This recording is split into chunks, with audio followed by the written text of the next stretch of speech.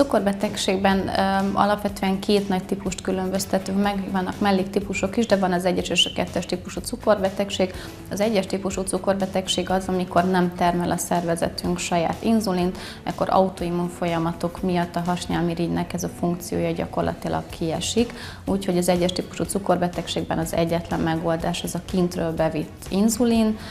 aminek két összetevője van, egy hosszú hatású inzulin, ami 24-36 vagy akár 48 órán keresztül ellát minket inzulinnal, egy alapanyagcsere háztartáshoz elegendő mennyiséggel, illetve vannak az étkezések előtti inzulinok, illetve amik rövid hatásúak, és azok arra szolgálnak, hogy amit megeszünk, azt lefedjük gyakorlatilag egy olyan inzulinnal,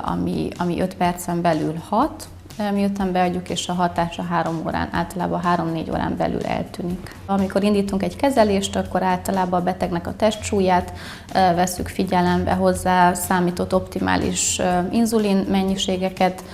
illetve azt is, hogy milyen magasak a kiinduló vércukorértékek. A bázis inzulin esetében az az orientációs pont, hogy reggel, amikor így gyomorra felkel a beteg, akkor mennyi a cukra, ez optimális esetben 5,5-6 millimol per liter között van, illetve étkezések előtt is nagyjából ezt az értéket szeretnénk látni, hogyha ez megvan, akkor azt jelenti, hogy ez egy jól beállított bázis inzulin mennyiség. A bólusok esetében ezek a rövid hatású inzulinok, ott mindig a szénhidrát bevitelhez számítjuk. Mondjuk a beteg megnézi, hogy hány gramm szénhidrát van a tányérján, hozzászámolja a kiindulási cukrát is, mint korrekciós faktort, és akkor kiszámolja gyakorlatilag attól függően, hogy mennyit fog enni, mennyi inzulint kell neki beadnia, akkor korrekt egy bólus, hogyha a vércukor nem megy mondjuk 10 fölé, és 2 órával az étkezés után ugyanott van, ahol elkezdett, egy ilyen optimális 5,5-6-os szintnél. Különböző típusú rövidhatású inzulinok is vannak a gyorsak és az ultragyorsak, ezeket egyéni preferencia alapján szoktuk kiválasztani, illetve individuális a döntés, hogy kinek lehet csak a gyors és kinek kell az ultragyors, illetve hosszú hatásúaknál is többféle áll a rendelkezésünkre, de mindig van egy-két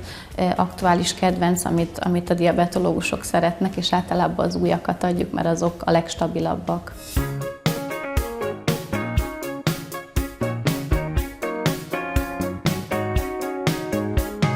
Abban az esetben, hogyha a beteg tudja, hogy délután mondjuk 2 órakor vagy 3 órakor sportolni szeretne, akkor érdemes erre úgy készülnie, hogy a vércukra a sport előtt egy ilyen 7 és 10-11 közötti tartományban legyen, az optimális úgy neki menni a sportolásnak. Az érdemes olyankor az ebéd előtti rövid hatású inzulint picivel lecsökkenteni, illetve hogyha erre már nincsen lehetőség, akkor a sport előtt korrigálni a vércukrot. Általában banánt szoktunk javasolni, az felemeli a vércukrot, és akkor 30 percig az úgy kitart. Abban az esetben, hogyha 30 percnél hosszabb ideig tart a sport, akkor szoktunk javasolni 10-20 g szénhidrátot 30 percenként. Ugyanez érvényes mondjuk nagyobb túrák, séták esetén is, minden sport, ami 30 percnél tovább tart, ott érdemes pótolni a szénhidrátokat 10-20 grammal,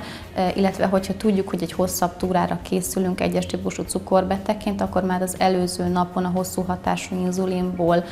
érdemes 10-20%-kal kevesebbet adni a hipoglikémia elkerülése miatt.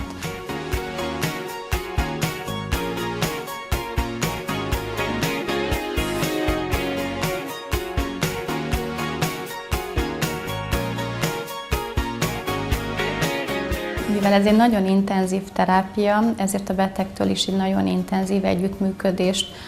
igényel, és a betegek is sok esetben az életmódjukat azért meg kell változtassák, mert már mindent lehet egyes típusú cukorbetegként is csinálni, a menedzsment, ez nagyon fontos, a vércukormenedzsment. Úgyhogy emiatt a betegeknek számolgatni kell, nézni kell. Optimális esetben most már minden egyes típusú cukorbeteg el van látva szenzorral, amin 5 percenként látja a vércukor ingadozásait, és ennek megfelelően tud terápiás döntéseket hozni. Nagyon fontos az egyes típusú cukorbetegeknél is az életmódnak a szerepe, az egészséges étkezés, megpróbálják inkább lassú felszívódású szénhidrátokat fogyasztani, illetve sportolni, nekik is ugyanúgy heti 3-szor 50 perc közepes intenzitás az alapajánlás, illetve ettől lehetnek eltérő variációk is. Van olyan 1-es típusú cukorbeteg, aki mondjuk élsportolók, versenysportolók, az ő esetükben természetesen másféle odafigyelést igényel a dolog, tehát hogy minden lehetséges 1-es típusú cukorbetegként is.